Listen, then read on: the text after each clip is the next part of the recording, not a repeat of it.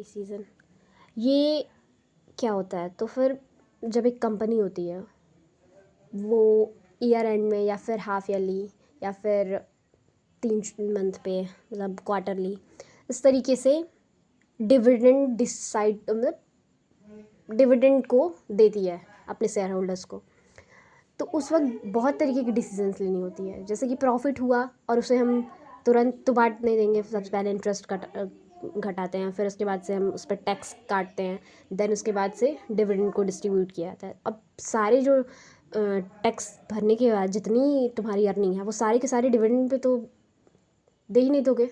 अगर dividend pay सारे दे दोगे तब तो एक्सपेंड ही नहीं कर पाएगा बिजनेस।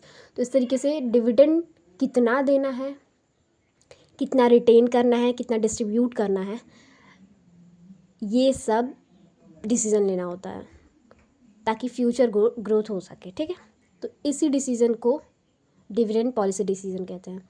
ये डिसीज़न इसलिए इम्पॉर्टेंट है ताकि हमको शेयर होल्डर्स की सेटिस्फैक्शन और कंपनी की फाइनेंशियल ग्रोथ दोनों को मैनेज कर सके। इसकी बेसिक ऑब्जेक्टिव क्या है? तो शेयर होल्डर्स की वेल्थ को मैक्सिमाइज़ करना, मेंटेन करना स्टेबिलिटी बिजनेस में, इंश्योर करना लिक्विडिटी इंश्योर करने का मतलब कि कैश हो ताकि वो प्रॉपर जो डेली एक्सपेंसेस हो वो कंपनी बियर कर सके, सैलरी वगैरह ये सब। फोर्थ है बैलेंस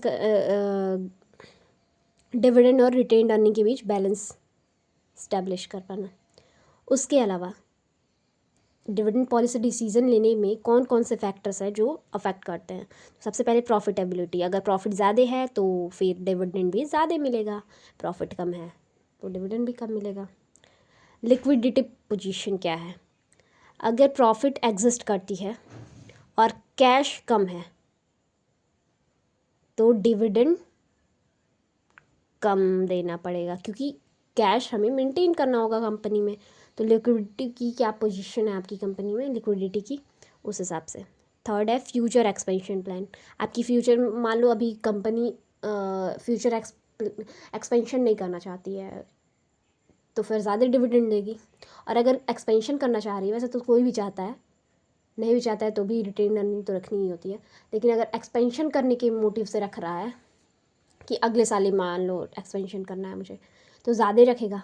और अगर मान लो अभी प्लान नहीं है तो वो रिटेन अर्निंग को कम करके और डिविडेंड को ज़्यादा दे सकता है। ठीक, फिर इसका स्टेबिलिटी ऑफ अर्निंग की स्टेबिलिटी अगर ज़्यादा है, स्टेबल इनकम है, तो यूजुअली रेगुलर डिविडेंड मिलेगा।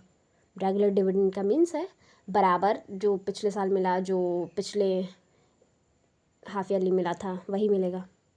उसके अलावा टैक्स कंसिडरेशन, अगर कॉरपोरेट और पर्सनल टैक्स रेट जो है वो भी इन्फ्लुएंस करता है डिविडेंड को। अगर टैक्स ज़्यादा है तो डिविडेंड कम मिलेगा, क्योंकि टैक्स के बाद ना डिविडेंड मिलता है, तो इस वजह से।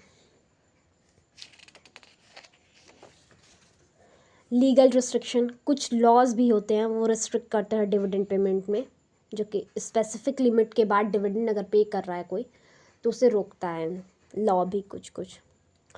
ये धोखेधड़ी में आ जाता है कभी कभी, जैसे कि शेयर होल्डर्स जो होते हैं वो अपनी बीवी वगैरह को शेयर होल्डर बना देते हैं, देन उसके बाद उनको ज़्यादा डिविडेंड देने लगते हैं, तो फिर इसलिए लीगल रिस्ट्रिक्शंस लगाई जाती हैं ताकि कोई ब्लैक मनी ना रख पाए।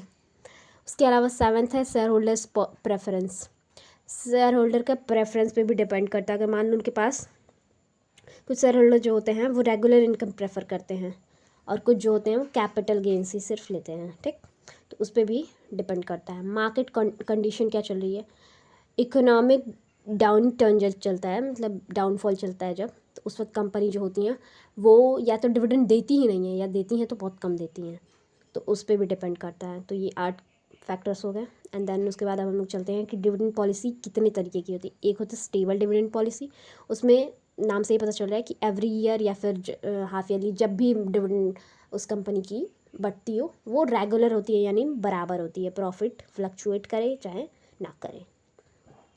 वहीं कांस्टेंट पे आउट रेशियो पॉलिसी जो होती है उसमें फिक्स्ड परसेंटेज पे अर्निंग की फिक्स परसेंटेज होती है हर एक साल, वही दी जाती है। रेजिडुअल डिविडेंड पॉलिसी में क्या होती है कि डिविडेंड जो होती है वो सिर्फ मीटिंग के बाद होती है, सभी और इन्वेस्टमेंट और रिजर्व रिक्वायरमेंट की मीटिंग के बाद होती है। जस्ट लाइक कहने का सेंस है कि जो भी इन्वेस्टमेंट हो रही है, जो भी रिक्वायरमेंट है कंपनी की, उन सब को कंप्लीट हो जाएगा तभी तुमको डिविडेंड मिलेगा।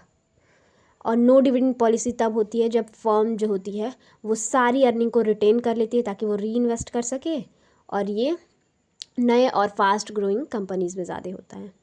इम्पॉर्टेंस क्या है डिविडेंड पॉलिसीज़ की, डिविडेंड पॉलिसी डिसीजन की, कि ये इन्वेस्टर की कॉन्फिडेंस और गुडविल को बिल्ड करता है। उसके अलावा अफेक्ट करता है कंपनी के शेयर प्राइस को। अगर अच्छी डिविडेंड मिलती है तो शेयर प्राइस ज़्यादा होती है। और उसके अलावा फाइनेंशियल स्टेबिलिटी को मेंटेन करता है शेयर होल्डर के। वहीं उसके अलावा अब यहाँ पे तो ये भी होता है ना डिविडेंड पॉलिसी में कि रिटेन भी कर सकते हैं, इसी में ये भी डिसाइड होता है। तो कह सकते हैं कि ये फाइनेंशियल स्टेबिलिटी मेंटेन करता है शेयर होल्डर के साथ साथ कंपनी की भी। उसके अलावा इंश्योर करता है प्रॉपर बैलेंस करंट रिटर्न और फ्यूचर ग्रोथ के बीच। जैसे करंट रिटर्न, अभी करंट में क्या प्रॉफिट आ रही है वो भी, उसका भी फ़ायदा उठाता है लोग, और उसके अलावा रिटेन अर्निंग रख करके और री इन्वेस्ट करके और ज़्यादा फ्यूचर की ग्रोथ के बारे में भी सोचा जा सकता है इसमें। ये होता है। Thank you.